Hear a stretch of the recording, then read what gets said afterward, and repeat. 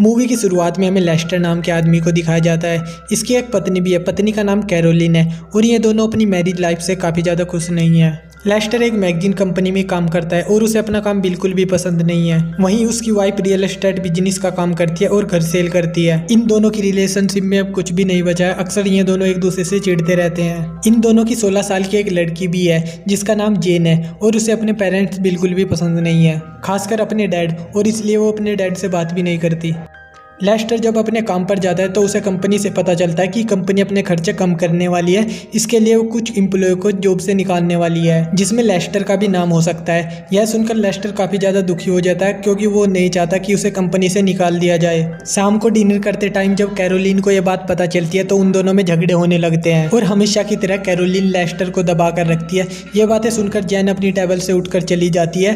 तब लेस्टर उसके पास जाकर बात करने की कोशिश करता है लेकिन वो इसकी एक नहीं सुनना चाहती थी। इसी बीच हम एक अनजान लड़की को इन दोनों के झगड़े को रिकॉर्ड करते हुए देखते हैं। अगले दिन जैन के स्कूल में चीयर लीडर डांस था जो उसके पेरेंट्स भी देखने आने वाले थे, लेकिन जैन को इसमें काफी ज्यादा शर्म आ रही थी। लेस्टर और कैरोलिन स्कूल में पहुंच जाते हैं और डांस परफॉर्मेंस शुरू हो जाती है। तभी लेस्टर की नजर स्कूल में एक खूबसूरत लड़की एंजेला पर जाती है और वो उसे देखकर उसकी खूबसूरती में खो जाता है और वो एंजेला की तरफ काफी ज्यादा अट्रैक्ट होता है। परफॉर्मेंस के बाद लेस्टर को पता चलता है कि एंजेला जैन की बेस्ट फ्रेंड है और वो उसे अपने पेरेंट्स से मिलवाती है।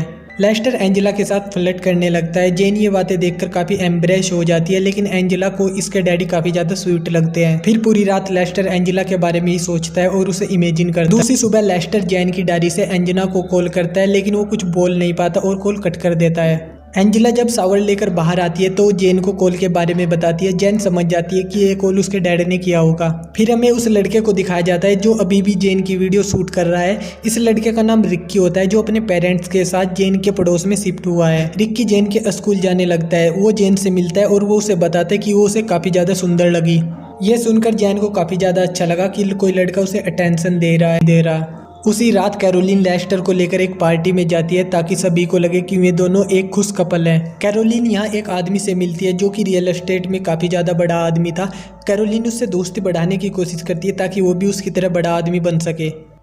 घर पर जेन की दोस्त एंजेला भी आई हुई थी और उसे देखकर लेस्टर सब कुछ भूल जाता है। लेस्टर उसके लिए किस वाली इमेजिन भी करने लगता है। उस रात एंजेला उनके घर रुकने वाली थी, तभी लेस्टर उनके कमरे के बाहर जाकर उनकी बातें सुनने लगता है।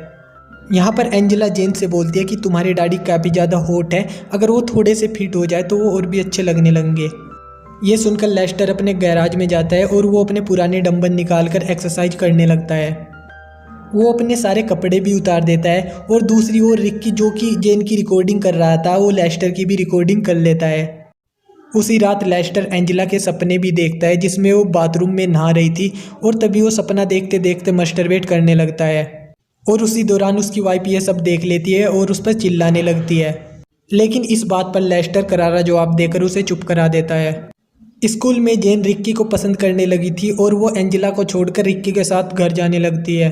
दूसरी ओर कैरोलिन केन से मिलने के लिए जाती है। वहाँ पर उसे पता चलता है कि केन और उसकी वाइफ के बीच भी रिश्ते ठीक नहीं चल रहे हैं और वो बस खुशहाल कपल होने का दिखावा करते हैं। इसके बाद कैरोलिन और केन क्लोज आते हैं और वो फिर दोनों सेक्स करते हैं और फिर यहीं से उन दोनों का अफेयर शुरू हो जाता है। दूसरी ओर लेस्टर एक बर्गर शॉप में जाता है और वहाँ पर पार्ट टाइम जॉब करने लगता है। दूसरी ओर रिक्की जैन को अपने घर लेकर आता है और उसे डैड के कमरे में भी लेके जाता है। इसके बाद वे दोनों रिक्की के कुछ वीडियो देखते हैं और फिर वे दोनों करीब आ जाते हैं और फिर वो एक दूसरे को किस भी करते हैं। शाम को लेस्टर कैरोलिन को बताता है कि उसने अपनी जॉब छोड़ दी है, जिससे कैरोलिन काफ़ी ज़्यादा गुस्सा होती है क्योंकि अब सारा खर्चा उसे ही संभालना होगा। जैन अपनी कुर्सी छोड़कर जाने लगती है, लेकिन लेस्टर उसे भी वहीं पर बैठा देता है और इस तरह वो कैरोलिन का मुंह बंद करा देता है। कैरोलिन बाद में जैन से मिलने के लिए जाती है बट जैन उससे बात करना नहीं चाहती थी। इस पर कैरोलिन उसको एक थप्पड़ मार देती है और हमेशा की तरह रिक्की ये सब रिकॉर्ड कर रहा था और वो उसे थप्पड़ मारते हुए देख लेता है।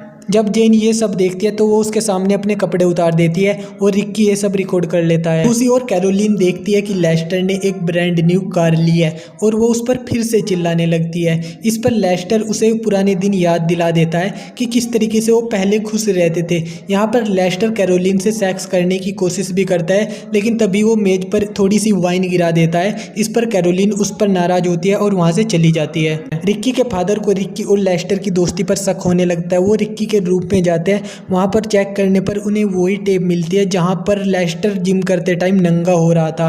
तो इस पर रिक्की के फादर सोचते हैं कि रिक्की गे है। दूसरी तरफ कैरोलिन और कैन उसी शॉप पर बर्गर लेने के लिए जाते हैं जहाँ पर लेस्टर काम कर रहा होता है। फिर लेस्टर उन दोनों को किस करते हुए पकड़ लेता है और उसे पता चल जाता है कि इन दोनों का अफेयर चल रहा है। लेकिन वो कैरोलिन से कहता है कि उसे उन दोनों के अफेयर से कोई फर्क नहीं पड़ता, वो बस कहने के लिए पति पत्नी है। दूसरी ओर अकेले में कैन कैरोलिन से बोलता है कि अब उसे अफेयर को खत्म करना होगा, क्योंकि अगर उसकी वाइफ को ये बातें पता चल गई तो उससे डिवोर्स लेना उसे काफी ज्यादा महंगा पड़ेगा। शाम के टाइम लेस्टर अपनी वर्कशॉप में जिम कर रहा होता है, तभी वो रिक्की को वीड देने के लिए बुलाता है। ये सब फ्रैंक भी खिड़की से देख रहा होता है। उसे गलतफहमी हो जाती है कि रिक्की और लेस्टर इंटीमेट हो रहे हैं, जिससे उसे कंफर्म हो जाता है कि उसका बेटा रिक्की गे है और इससे वो काफी ज्यादा गुस्सा हो जाता है। दूसरी ओर जब एंजेला घर पर आती है तो लेस्टर की फिटनेस को देखकर काफी ज्यादा इंप्रेस होती है और वो उससे फ्लर्ट करने लगती है। दूसरी ओर एंजेला जेन पर गुस्सा होती है क्योंकि वो उसकी दोस्त होकर भी उसके पापा के साथ फ्लर्ट कर रही थी। फ्रैंक उसे अपने घर से निकाल देता है। वो अपनी मदर को गुड बाय बोलता है और घर से निकल जाता है।